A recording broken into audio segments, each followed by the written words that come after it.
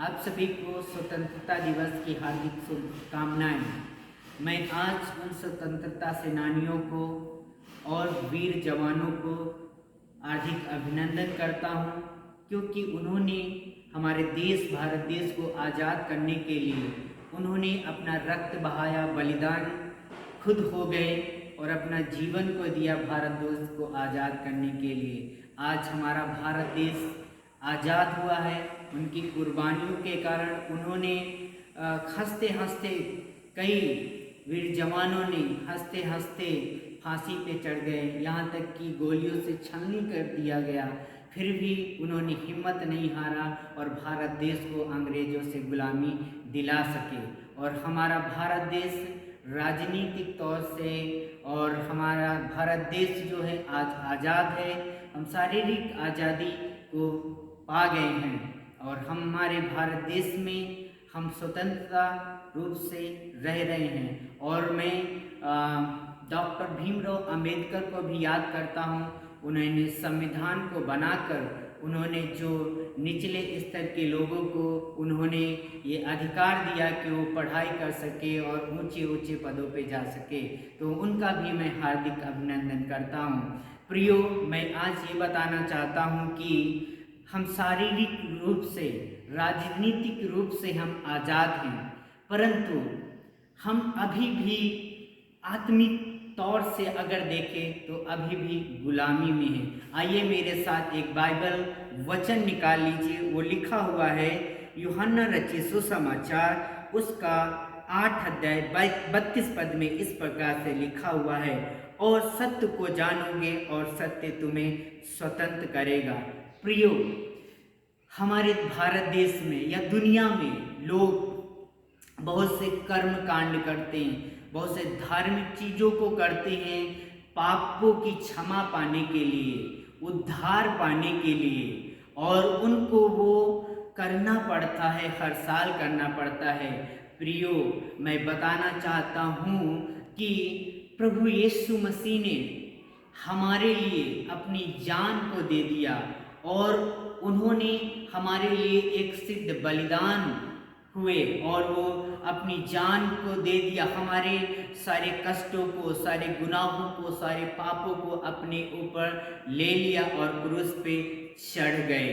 प्रियो, अगर हम कोई कर्म कांड करते हैं या कुछ धार्मिक अनुष्ठान करते हैं तो ये एक अस्थायी होता है या स्थायी नहीं होता है, और ये हमें ऐसे दासत्व में ले जाता है जो हमें हर साल करना पड़ता है।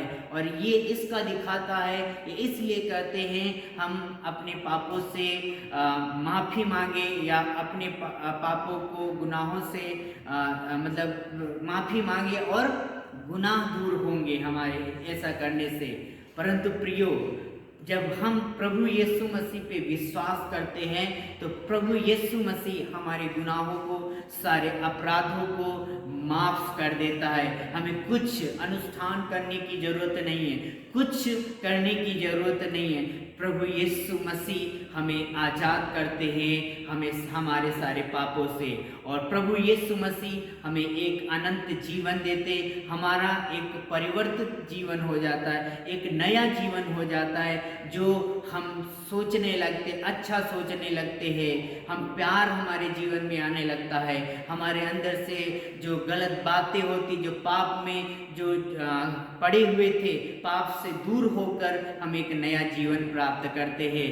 हम जब अनुष्ठान करते हैं या कुछ भी करते हैं तो हमें उससे, पापों से आज़ादी नहीं मिलती है। प्रियो, फिर भी लोग जो है गलत कामों में, नशे की हालात में और गलत चीज़ों में, दोष में और ईर्ष्या, द्वेष, जलन और गलत काम उनके जीवन से नहीं जाता है। परंतु जब आप प्रभु यीशु मसीह पे विश्वास करते हैं, प्रभु यीशु मसीह आपको स्वतंत्र करते हैं, आपको, आपका जो गलत काम होते हैं, आपके नशे की हालत से, हर एक गलत चीज़ों से प्रभु यीशु मसीह दूर करके एक नया जीवन देते हैं और एक मार्ग हो जाता है पिता के पास पहुंचने के लिए। प्रभु यीशु मसीह का वचन कहता है, सत्य मार्ग जीवन नहीं, बिना मेरे द्वारा कोई स्वर्ग नहीं जा सकता है, परंतु प्रभु यीशु मसीह एक मार्ग है जो स्वर्ग हमें पहुंचा सकता है। तो प्रियो,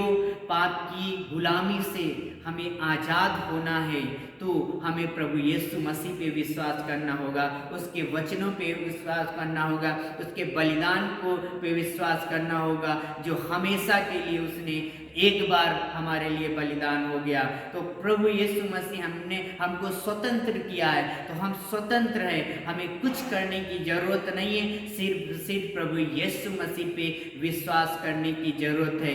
यदि आपको स्वर्ग जाना है, पापों से गुलामी से आजाद होना है, तो एक ही मार्ग है, वो है प्रभु यीशु मसीह। आए, उस पे ईमान लाएं, पापों से आजाद हो जाएं और एक नया जीवन प्राप्त करें प्रभु यीशु मसीह में। तो आइए सब लोग प्रभु यीशु मसीह पे विश्वास करें और प्रभु आपके हृदयों को खोले, आपके मनों को खोले, आप प्रभु के वचनों को जाने और सुने। और जब आप सुनेंगे, जानेंगे प्रभु को, तो प्रभु आपको आजाद करेगा हर एक पापों से। और प्रभु पे विश्वास करें। प्रभु इन वचनों से आप सभी को आशीष दे।